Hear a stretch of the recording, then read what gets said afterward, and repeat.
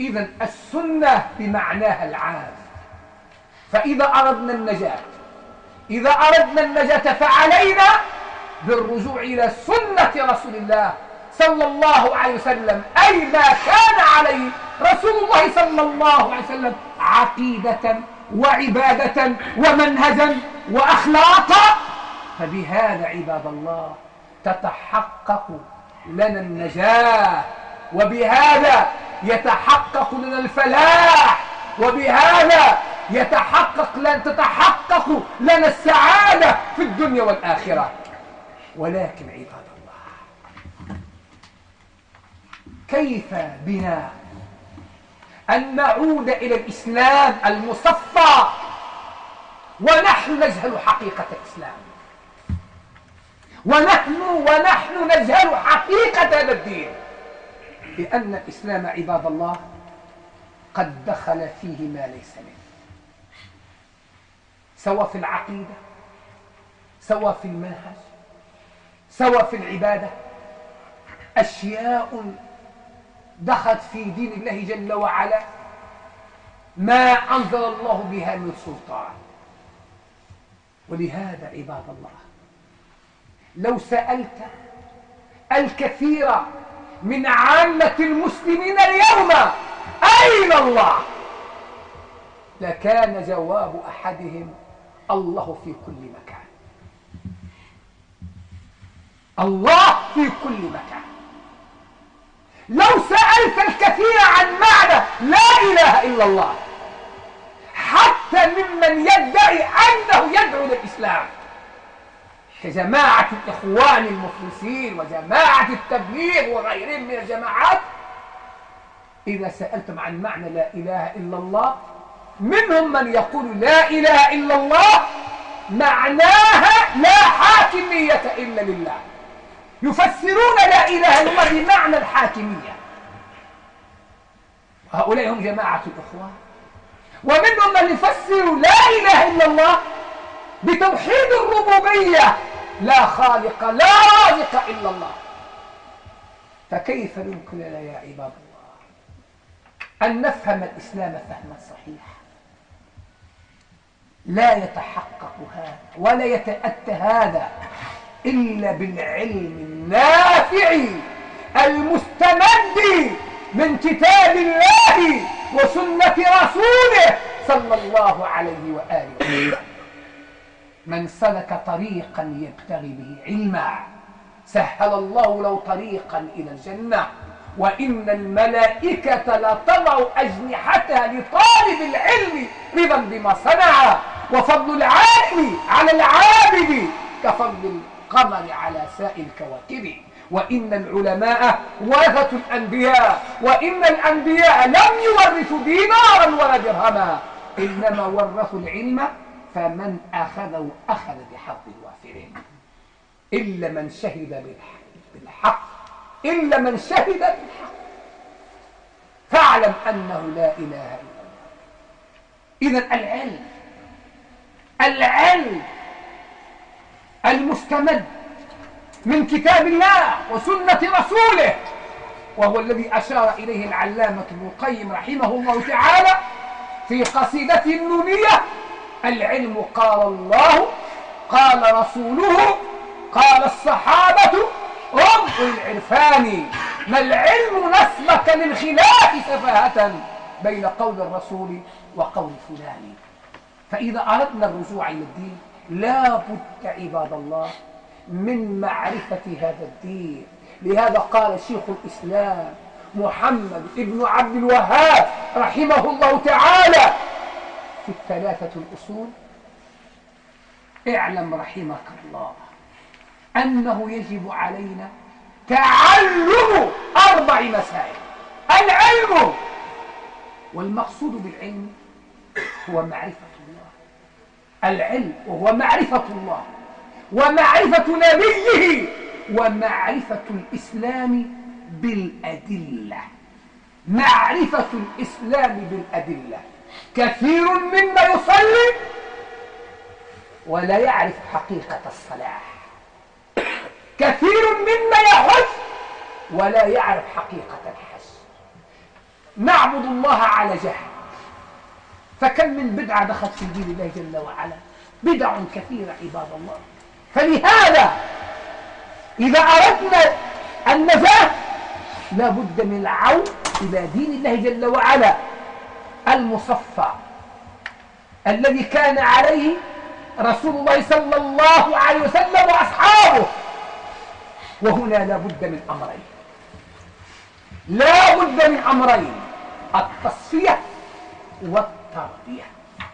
التصفية أن نصفي الإسلام مما علق به، أن نصفي العقيدة، وأن نصفي المنهج، وأن نصفي العبادة، وأن نصفي السلوك. العقيدة دخلت فيها عقائد ما أنزل الله بها من سلطان، المنهج دخل فيه ما ليس منه ما أنزل الله به من سلطان، العبادة دخلت فيها بدع كثيرة. فلهذا لابد من التصفية ثم التربية. وقد قام علماء الإسلام، علماء السنة، بجهود عظيمة تذكر فتذكر. فمنهم من قام بتنقية العقيدة وبينوا عقيدة السلف الصحيحة وما يضادها. ومن العلماء من بذل جهودا في السنة، تنقية السنة من الأحاديث الضعيفة والموضوعة، الأحاديث السقيمة، وبينوا صحيحة من ضعيفها. ومن هؤلاء الأعلام كالإمام البخاري والإمام مسلم والترمذي والإمام النسائي وأئمة الحديث. وفي زماننا هذا كشيخنا العلامة ناصر الدين الألباني رحمه الله تعالى، فقد قام بجهود عظيمة في خدمة السنة النبوية. وأيضا شيخنا العلامة ربيع بن هادي المدخلي وغيرهم من علماء السنة قاموا بجهود حتى نأخذ هذا الدين كما كان على عهد رسول الله صلى الله عليه وسلم وأصحابه رضوان الله تعالى عليهم أجمعين.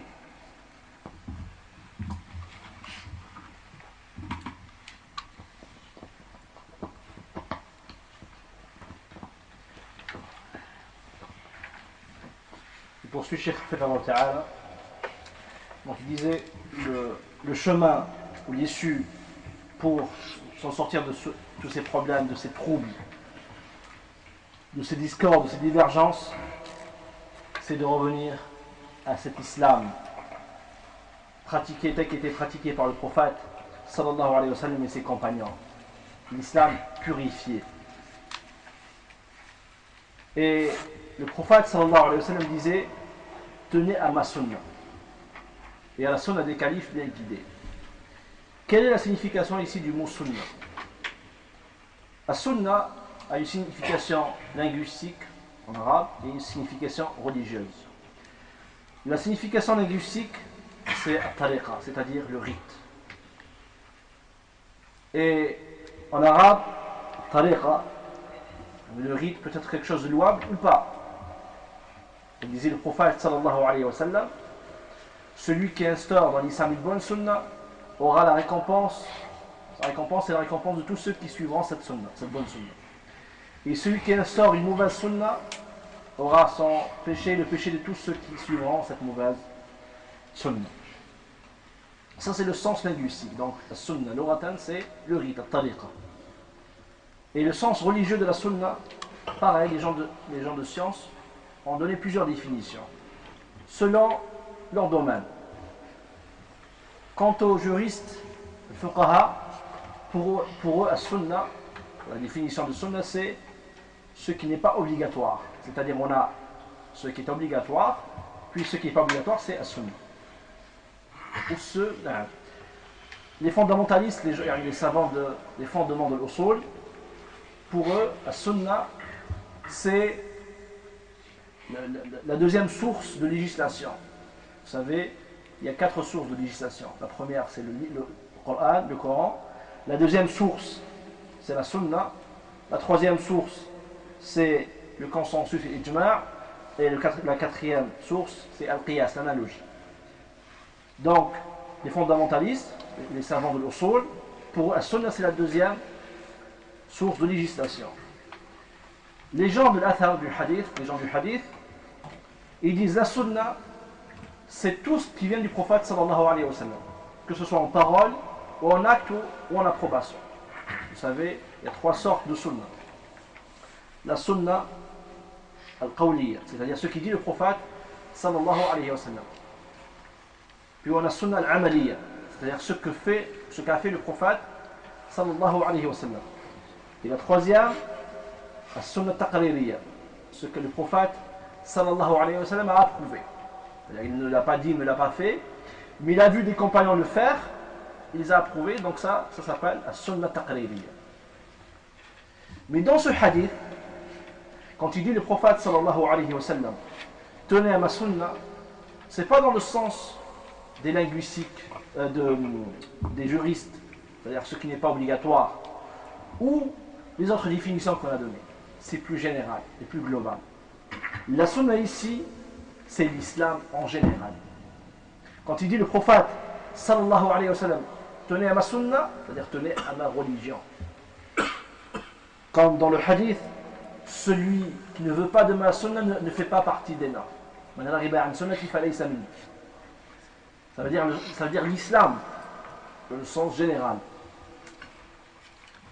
C'est pour ça que l'imam al-Barbahari, rahimahullah, dans son livre Sharh al-Sunnah, il dit l'islam et la sunna. Et la sunna et l'islam. Donc l'islam et la sunna et l'islam. Donc, celui qui cherche l'issue, ce qui le sauve de ces divergences, de ces troubles, c'est de revenir à l'islam pur, tel qu'il a été pratiqué par le prophète sallallahu alayhi wa sallam et ses compagnons, que ce soit dans la croyance, dans la voie qu'on suit, dans nos adorations, dans nos comportements, et ainsi de suite. Mais comment peut-on revenir à cet islam purifié alors que nous ignorons la vérité de cet islam? Car malheureusement, beaucoup d'innovations, beaucoup de choses inventées se sont introduites dans cette religion. Que ce soit dans la croyance, dans le manhaj, dans la voie, dans l'adoration et ainsi de suite. Il dit Cheikh Hafidhallah. Et tu le vois par exemple dans la croyance. Quand tu interroges des gens de la masse, al-awam, des gens ordinaires, tu leur dis où est Allah? Beaucoup d'entre eux vont te répondre Allah est de partout. Ou d'autres, si tu les interroges, que signifie la ilaha illallah? Que signifie il n'y a pas de divinité si ce n'est Allah? Certains ne sauront même pas répondre correctement. Même ceux qui prétendent prêcher l'islam et appeler à l'islam, tels que le groupe des frères musulmans ou le groupe de Tabligh ou autre. Certains diront la ilaha illallah signifie il n'y a point de juge si ce n'est Allah, ou que le pouvoir appartient à Allah, tel que le disent les Ikhwan, les frères musulmans. Ou les Tabligh qui vont dire la ilaha illallah signifie le seul créateur est Allah, le seul qui pourvoit notre subsistance est Allah, et Allah. En fait, pour eux, la ilaha illallah s'arrête à l'unicité d'Allah dans sa Seigneur. Alors, dit Cheikh Hafidhallah Ta'ala, il faut justement comprendre cette religion. Et comment on peut comprendre cette religion? C'est par la science bénéfique. La science basée sur le Coran et la Sunna du prophète sallallahu alayhi wa sallam. La science à laquelle nous a incité le prophète sallallahu alayhi wa sallam, quand il dit dans le sens rapproché du hadith, celui qui emprunte un chemin pour apprendre la science, Allah lui facilite un chemin vers le paradis. Et la science, comme l'a défini Ibn al-Qayyim rahimahullah dans un poème qui s'appelle Nuniya, quand il dit Al-ilmu, la science, c'est Allah a dit, le prophète a dit, les compagnons ont dit. Donc, si nous voulons revenir à cette religion, il faut comprendre cette religion tout d'abord. Comme dit Cheikh l'Islam, Muhammad ibn Abdul Wahhab, rahimahullah ta'ala, dans les trois fondements, quand il dit sache qu'Allah te fasse miséricorde, que nous devons apprendre quatre choses. Premièrement, la science. Il a expliqué c'est quoi la science. C'est le fait de connaître Allah, connaître son prophète et connaître la religion de l'islam avec les preuves. Malheureusement, il dit Cheikh Hafidallah Ta'ala, beaucoup de musulmans prient, mais ils ne savent pas prier tel qu'il faisait le prophète sallallahu alayhi wa sallam. Et de même pour le pèlerinage et ainsi de suite. Donc, nous devons revenir à cette religion purifiée. Et c'est pour ça que les gens de science disent on doit passer par deux choses, deux points. Premièrement, ce qu'on appelle at-tasfiyah, la purification. C'est-à-dire purifier l'islam de tout intrus, que ce soit dans la croyance, dans la voie ou dans l'adoration. Alhamdulillah, mais grâce à Allah, Allah subhanahu wa ta'ala nous a donné des gens de science, que chacun dans son domaine a purifié l'islam de tout intrus. Ceux qui sont occupés de la croyance, donc ils ont purifié la croyance de tout intrus, de toute croyance innovée ou inventée, qui n'a rien à voir avec la croyance de nos plus prédécesseurs.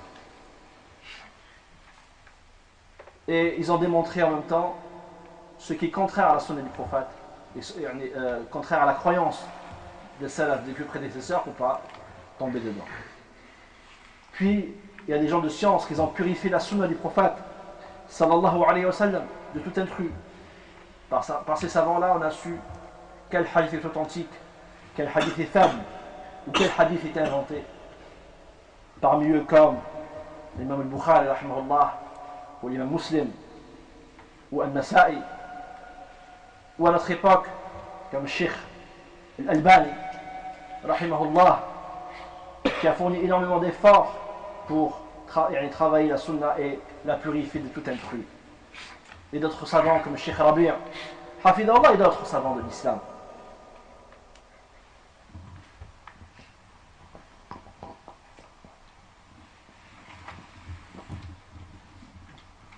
قال صلى الله عليه وسلم عليكم بسنتي وسنة الخلفاء الراشدين المهديين من بعد عضوا عليها بالنواجذ. لا يمكننا أن نفهم الإسلام فهما صحيحا إلا بفهم الصحابة رضوان الله تعالى عليهم أجمعين. لهذا قال النبي صلى الله عليه وسلم عليكم بسنتي وسنة الخلفاء الراشدين المهديين من بعد عضوا عليها بالنواجذ. هنا لطيفة، لم يقل رسول الله صلى الله عليه وسلم عضوا عليهما بالنواجذ، وإنما قال عضوا عليها بالنواجذ، مع أنه ذكر سنته وسنة أصحابه، فقال عليكم بسنتي وسنة الخلفاء الراشدين المهديين من بعد عضوا عليها، لتعلموا عباد الله أن ما كان عليه الصحابة هو الذي كان عليه رسول الله صلى الله عليه وسلم. ولهذا قال النبي صلى الله عليه وآله وسلم في حديث الافتراق من كان على مثل ما أنا عليه اليوم وأصحابي، وهذا مصداقا لقوله جل وعلا ومن يتبع ومن يشاقق الرسول من بعد ما تبين له الهدى ويتبع غير سبيل المؤمنين نوله ما تولى ونصله جهنم وساءت مصيرا. فالدين لا يفهم إلا بفهم الصحابة.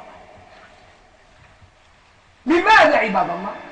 لأنهم أعلم منا بدين الله، أعلم منا بدين الله جل وعلا، لأنهم الواسطة بيننا وبين رسول الله صلى الله عليه وسلم، لأنهم أخذوا هذا الدين مباشرة من رسول الله صلى الله عليه وسلم، أخذوا الدين مصفى من النبع الصافي والمنهل العذب المورود، وقد أمرنا باتباعهم.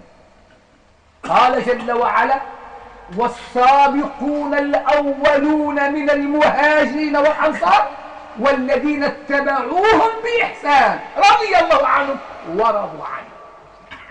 فنحن مطالبون لأنهم هم القدوة، ولأنهم هم الواسطة بيننا وبين رسول الله صلى الله عليه وسلم، وقد زكاهم الله جل وعلا وزكاهم نبيه محمد صلى الله عليه وسلم.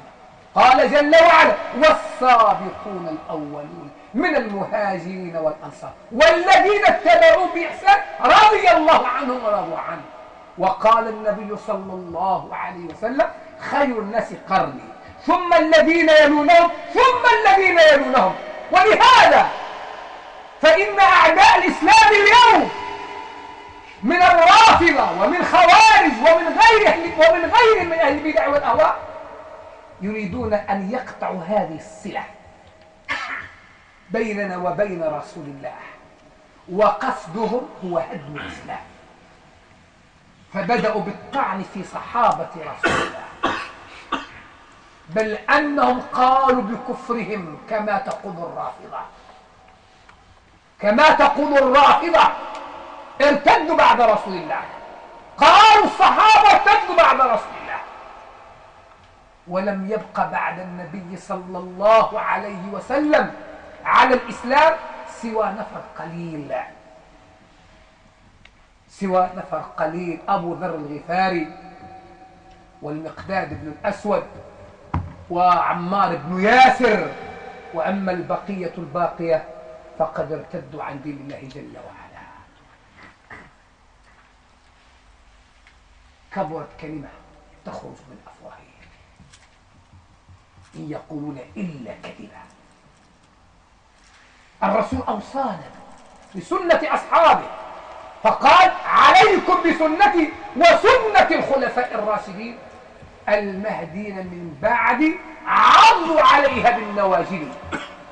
هذا كناية على شدة الاعتصام بسنة رسول الله صلى الله عليه وسلم وسنة أصحابه،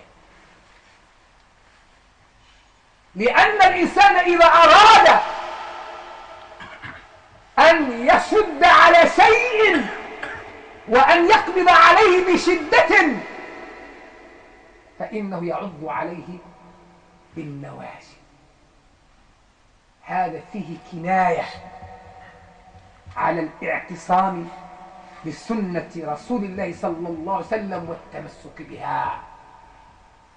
ثم حذر النبي صلى الله عليه وسلم من داء خطير. أتدرون ما هو يا عباد الله؟ إنها البدع. فقال صلى الله عليه وسلم: وإياكم ومحدثات الأمور. المحدثات هي البدع، ما أحدث في الدين، فكل ما أحدث في الدين فهو بدع. ولهذا يجب أن نفرق بين البدع الدينية وبين البدع الدنيوية أو البدع العادية. البدع الدينية كل ما أحدث في الدين فهو بدع. وأما البدع الدنيوية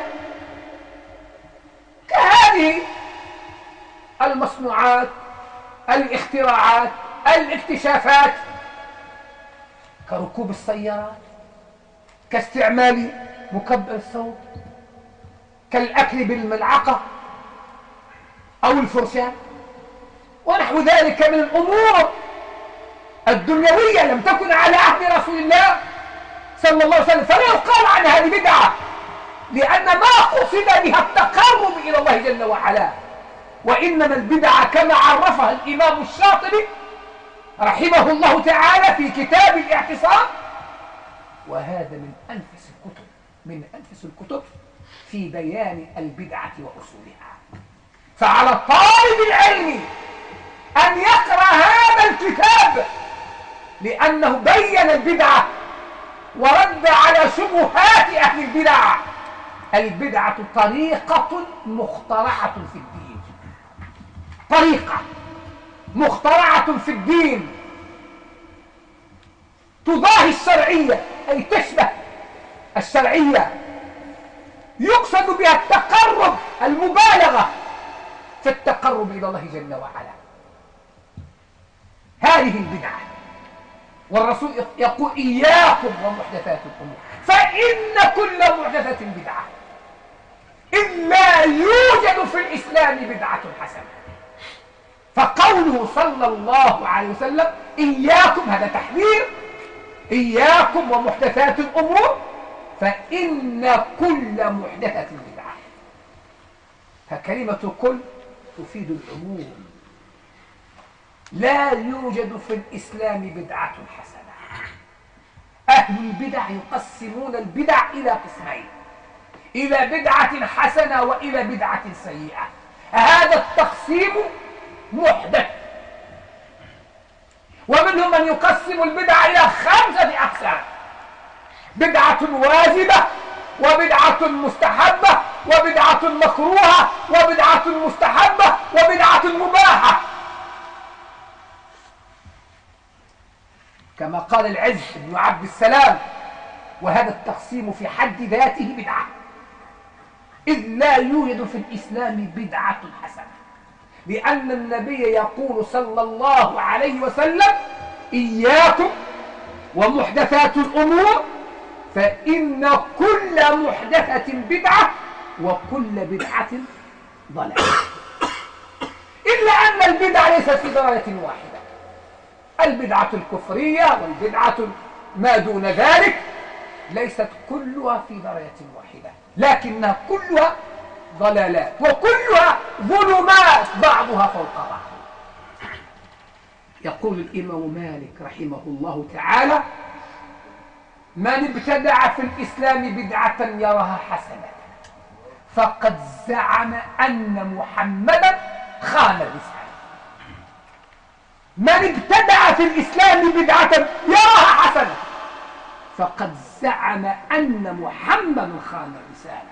فإن الله يقول: اليوم أكملت لكم دينكم وأتممت عليكم نعمتي ورضيت لكم الإسلام دينا، فما لم يكن يومئذ دينا فلا يكون اليوم دينا، ولا يصلح آخر هذه الأمة إلا بما صلح به أول.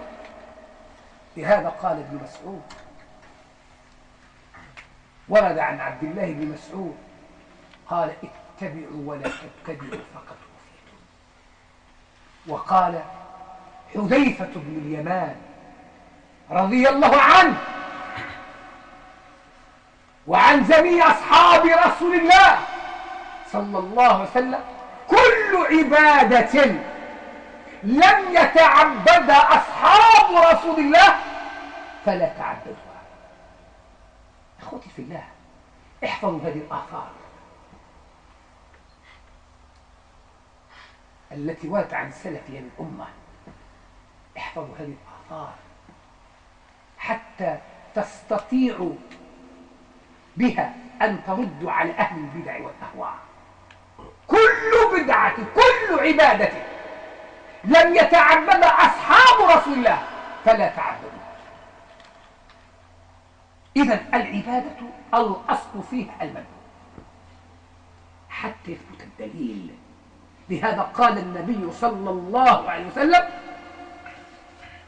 من أحدث في أمرنا هذا ما ليس منه فهو رد. ولهذا كل عبادة لم يتعبد أصحاب رسول الله فهي بدعة،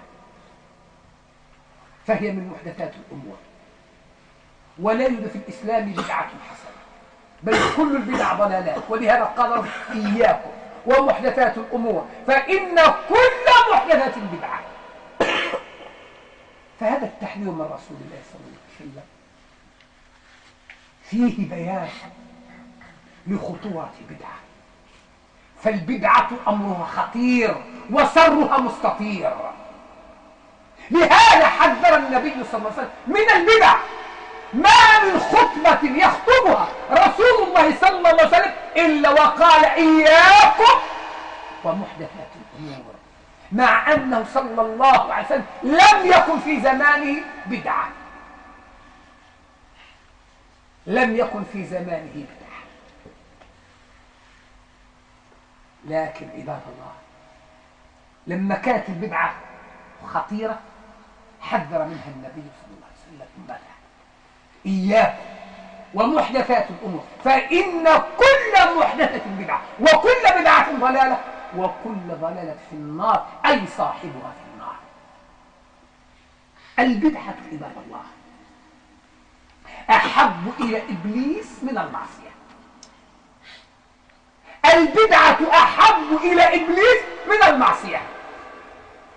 وكما قال من السلف البدعة بريد الكفر والنفاق، دهليز تؤدي بصاحبها إلى الكفر. لأن المبتدع ماذا يعتقد؟ يعتقد أن الدين لم يكمل، فهو مكذبا لله ومكذبا لرسوله صلى الله عليه وسلم، مكذبا لله في قوله اليوم أكملت لكم دينكم وأتممت عليكم نعمتي ورضيت لكم الإسلام دينا، ومكذبا لرسول الله صلى الله عليه وسلم لأنه صلى الله عليه وسلم بلغ الرسالة وأدى الأمانة، لم يترك شيئا يقربنا إلى الله إلا وبينه، لم يترك شيئا يباعد بيننا وبين الله إلا وحذر منه. فحذرنا الرسول صلى الله عليه وسلم من كل شر وأرشدنا إلى كل خير. لهذا قال السلف البدعة أحب إلى إبليس من المعصية، لأن صاحب البدعة قل أن يتوب، قل أن يتوب، قل أن يتوب. لماذا؟ لأنه يعتقد أن هذه البدعة قربة تقربه إلى الله جل وعلا. يصوم ليل يوم 27 من رجب ويظن بأن هذه عبادة تقرب إلى الله جل وعلا، يصلي 100 ركعة ليلة نصف شعبان، يعتقد أن هذه قربة تقرب إلى الله جل وعلا. إذا جاء المولد النبوي يحتفل بمولد صلى الله عليه وآله وسلم، ويعتقد بأن هذا من حبه لرسول الله صلى الله عليه وسلم، وهذه قربة تقرب إلى الله جل وعلا، ويدعو الله جل وعلا أن يتقبل منه. ولهذا قل أن يتوب. أما صاحب المعصية، صاحب المعصية يتوب إلى الله جل وعلا، وإذا أذنب استغفر، يبكي، يدعو ربه جل وعلا. هل رأيتم أحدا من العباد من العصاة يزني ويقول اللهم تقبل مني، يسرق ويقول اللهم تقبل مني؟ أبدا. لكن صاحب البدعة يأتي ببدعته ويدعو الله جل وعلا أن يتقبل منه، وإن كانت في نظرك خير. كل بدعة ضلالة وإن رآها الناس خيرا، كما ثبت عن عبد الله ابن عمر رضي الله عنه. كل بدعة ضلالة وإن رآها الناس خيرا. عطس رجل عند عبد الله ابن عمر فقال الحمد لله والصلاة والسلام على رسول الله. العوام يقولون ماذا فعل خيرا، صلى على رسول الله. فقال ابن عمر ما هكذا علمنا رسول الله، ما هكذا علمنا رسول الله. قال صلى الله عليه وسلم إذا عطس أحدكم فليقل الحمد لله. فلماذا أنت تزيد؟ والصلاة والسلام على رسول الله. وضعت الصلاة في غير موضعها. ويكفي عباد الله في خطورة البدع أنها إماتة للسنن. ما من بدعة تحيا إلا وسنة تموت. فبإحياء البدع إماتة للسنن. لهذا لا بد من التحذير من البدعة، منها ومن أهلها، منها ومن أهلها. وهذا أصل من أصول أهل السنة والجماعة. لهذا عباد الله لا يجوز مجالسة أهل البدع، ولا يجوز سماع أشرطة أهل البدع، ولا يجوز قراءة كتب أهل البدع إلا للعالم المتمكن ليرد على أهل البدع والأهواء. أما أنت يا عبد الله وأنت في بداية الطريق فلا يجوز لك أبدا أن تقرأ كتب أهل البدع أو أن تجالس أهل البدع. لماذا؟ لأن أهل البدع كما قال الإمام البربهاري رحمه الله تعالى مثل أهل البدع والأهواء كمثل العقارب يدسون رؤوسهم في التراب ويخرجون أذنابهم فإذا تمكنوا لدغوا. أسأل الله لي ولكم التوفيق والسداد، وجعل الله وإياكم من الذين يستمعون القول فيتبعون أحسنه. وآخر دعوانا أن الحمد لله رب العالمين.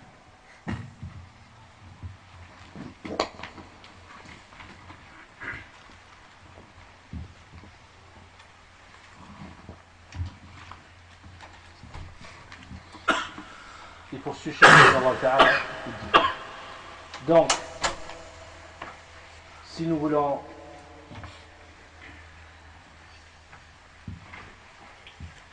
comprendre l'islam, et prenez garde aux choses récemment inventées, car toute chose récemment inventée est une innovation, et toute innovation est un égarement, et tout égarement est dans le feu. Pour vous rapprocher le sens de cette règle, juste un exemple. Des fois, quand une personne fait une adoration, il va lui dire, il faut savoir qu'à son époque, il n'y avait pas d'innovation. Mais pourquoi il mettait en garde? Parce que c'est des choses qui arrivaient dans sa communauté, et pour montrer aussi le danger de l'innovation. Et quand il dit le prophète sallallahu alayhi wa sallam, et tout égarement est dans le feu, c'est pas la bid'a elle-même, c'est celui qui l'a fait qui va dans le feu. Puis il dit Cheikh Hafidallah Ta'ala, une parole citée par nos plus prédécesseurs. Iblis, Satan, préfère l'innovation au péché. Il faut bien comprendre cette phrase. Iblis, Shaitan, Satan, aime ou préfère plus l'innovation que la désobéissance. Pourquoi? L'innovateur, pour lui, il n'innove pas dans la religion. Pour lui, ce qu'il fait est une adoration. Et plus que ça, il demande à Allah qu'il lui accepte ce qu'il a fait. Quand une personne, par exemple la nuit du 15 de Sha'ban, va faire 100 rak'at. Il va demander à la fin à Allah d'accepter ce qu'il a fait. Et c'est pour ça que certains de nos plus prédécesseurs disaient que l'innovateur, c'est rare qu'il se repent. Il est rare qu'un innovateur se repent. Pourquoi? Parce que l'innovateur, pour lui, il est en train de faire une adoration, et même une bonne adoration. Par contre, le désobéissant, al-asi, est-ce que vous connaissez, vous, une personne qui boit du vin ou qui vole, ou qui fait de la fornication et qui dit « Je demande à Allah qu'il accepte ce que j'ai fait » Personne. La personne qui vole, il dit je demande à Allah qui accepte mon vol. Ou il tue, il dit j'accepte Allah qui accepte mon action, et ainsi de suite. Au contraire, il va dire je sais que je suis dans l'erreur et je demande à Allah qui me guide. Ça vous montre, Ikhwani, la gravité et le danger de l'innovation. Et